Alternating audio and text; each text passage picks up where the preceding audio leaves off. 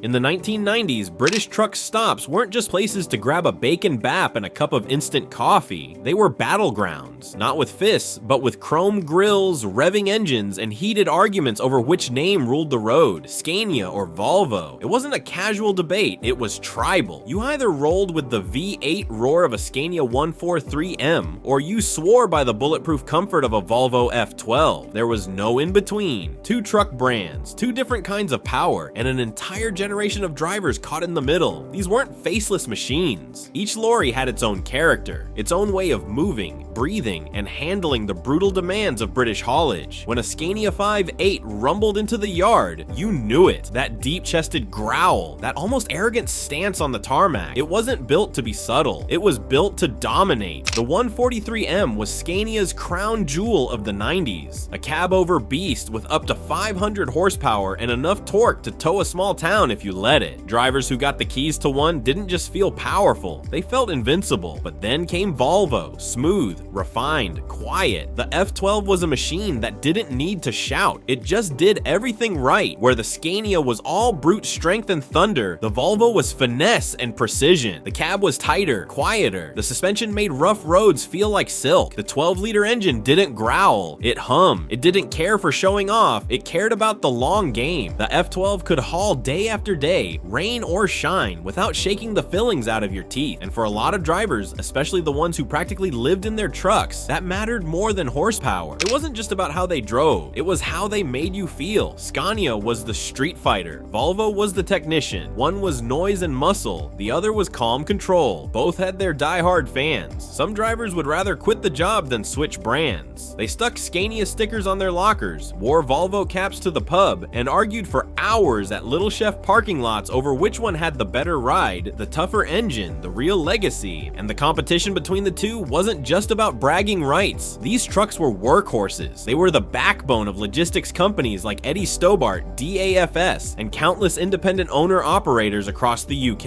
A haulier's choice between Scania and Volvo could decide whether a job ran smoothly or bled profit from breakdowns and downtime. Reliability was currency, comfort was morale, and performance, that was survival. Take fuel economy. The Volvo F12's engine tuning gave it the edge on long-haul efficiency. It wasn't uncommon for operators to report better miles per gallon compared to their Scania counterparts, especially when hauling lighter freight, and that quiet, smooth ride meant less driver fatigue, which translated to fewer mistakes and better job retention. Companies noticed. But then again, when it came to raw torque up steep gradients, the Scania 143M would laugh at a hill the Volvo had to think twice about. If you were hauling heavy plant machinery or bulk aggregates across the peaks, Scania had the upper hand. Then there was the build quality. Volvo's Swedish engineering was all about precision. Everything fit, everything clicked. Even after a decade on the road, the cab interior still felt solid. But Scania's cabs were practically bunkers. The 3 Series trucks in particular had a rep for taking punishment and asking for more. The materials inside weren't fancy, but they were tough. Designed for drivers who ate with greasy hands and climbed in wearing steel toes full of gravel. In the eyes of younger drivers breaking into the industry back then, Scania had the edge and cool factor. The V8 badge meant something. It meant power. It meant presence. It meant you had earned your stripes. That red Griffin logo was a badge of honor, but Volvo had the reputation. Ask any fleet manager which truck caused fewer headaches, and more often than not, they'd point to the F12. The Scania had heart, the Volvo had brains. Truck shows in the 90s were ground zero for this rivalry. You'd see polished 143 million lined up next to equally gleaming F12 Globetrotters. Bonnet up, lights on, cabs open like treasure chests. Judges inspected details like airbrushed murals, chrome-plated bumpers, stitched leather seats. But the real judging? That happened at the T-Van. That's where the drivers talked, swapped stories, told the truth. Who'd been towed last week? Who had a turbo blowout halfway through a Leeds run? Who'd made it to Dover without a single rattle in the dash? There's a reason the 90s is still seen as a golden age of British trucking. It wasn't just the lorries, it was the pride behind the wheel, and nothing represented that pride more than choosing your side in the Volvo versus Scania war. It wasn't about brand loyalty, it was about identity. You drove Scania because you wanted to feel the road shake beneath you. You drove Volvo because you wanted to own every mile of it. By the mid-90s, the lines had been drawn. You could tell which side a driver was on the second they stepped out of the cab. Scania guys walked with a bit more swagger, like they just climbed down from a V8 powered throne. Volvo guys moved with quiet confidence, calm, no rush, like they already knew they'd get there first. And if you were stuck at a truck stop overnight, listening in on the banter, it was always the same story told two ways. One side bragged about pulling power, the other about longevity. But this rivalry wasn't all bark. There were real consequences in the yards. Fleet managers had to make tough calls. Do you want a fleet full of attention-grabbing Scanias that cost more up front, or a line of Volvos that quietly just kept doing the job for years? The F12 had a reputation for needing less downtime, less fuss. It didn't burn through brake pads or clutches as fast as the 143M mechanics loved them. Fewer electrical gremlins, easier access under the cab, and Volvo's service network in the UK was strong and expanding fast. But then again, Scania parts weren't cheap, and neither were repairs. But if you treated them right, they paid you back in raw performance. Ask a haulier who ran both, and they'd probably tell you this. The Volvo was the accountant's truck, the one that made financial sense. The Scania was the driver's truck, the one that kept your top man from jumping ship. And that's where this battle really came to life. In the cab, Volvo was doing something different. Their driver-focused design meant better seating, more ergonomic dashboards, quieter cabs, and not just in brochures, in real life. After 10 hours on the M6, Volvo drivers stepped out feeling fresher, less vibration, less noise. That mattered. But if you were a Scania driver, especially in a 143M 450 or 500 V8, you didn't care about the quiet. You wanted to hear that engine. You wanted to feel it rattle through your bones when you hit full torque at the base of a climb. It was addictive, and it wasn't just about power versus comfort. It was about image. A Scania 143M pulling onto the lot looked like it belonged in a truck show, even when covered in road grime. The stance, the design, the brutal confidence of it. Meanwhile, the Volvo F12, especially in Globetrotter spec, had a more refined elegance. It wasn't screaming for attention, it earned it. Subtle curves, a sleek sun visor, and that tall roof sleeper setup gave it an unmistakable silhouette on the horizon. Owner-operators leaned into this. You saw Volvos polished like show cars, gold pinstripes, tidy curtains in the windscreen, spotless alloy tanks. But Scanias, they were decked out like rolling trophies. Light bars, air horns, custom paint, oversized stacks. They weren't just transport, they were moving identity. Drivers lived in them, worked in them, bragged about them. It wasn't uncommon to see a Scania with a mural of the driver's kids on the back of the cab, or a matching trailer painted to look like a dragon's tail. And despite the fanfare, both sides earned their stripes. Scanias were workhorses. The V8s pulled heavy loads through the Scottish Highlands, through snow, sleet, brutal hills, and did it again the next day. Volvos were marathon runners, running food distribution down to the south coast and back, day in, day out, without a hiccup. Not every driver could feel the difference, but the ones who did, they never forgot it. Some stories from the era became trucking folklore. The Scania 143 that outpulled two competitors on a wet Welsh incline with 44 tons on the hook. The Volvo F12 that ran from Manchester to Milan and back twice a week without a breakdown for 5 years. Mechanics who swore the F12's inline 6 was the most reliable diesel lump they ever touched. And old-timers who claimed the Scania's V8 sounded better than a Harley with a megaphone. The real difference? Longevity. By the late 90s, the first wave of F12s was still out there, still pulling, still starting every morning in cold yards without complaint. Scanias too, but many of the early V8s had seen harder lives. More redline runs, more heavy pulls, more stress. You couldn't blame them. They were built to work hard, and that's exactly what they did. Then came the end of the decade. New emissions rules, new tech. The game was changing. Volvo rolled out the FH series. Scania followed with the 4 series. The classics were slowly replaced, but ask any driver who came up in that golden era, and they'll tell you, the battle between the F12 and the 143M was something special. Not just two trucks, two philosophies, two ways to conquer the road. And even now, if you go to a showground in the summer and hear a Scania 5.8 fire up in the corner, you'll see a group of drivers slowly turn, some smiling, some shaking their heads, but all of them remembering, because once you drove through the 90s in a Volvo or a Scania, you never forgot which side you were on.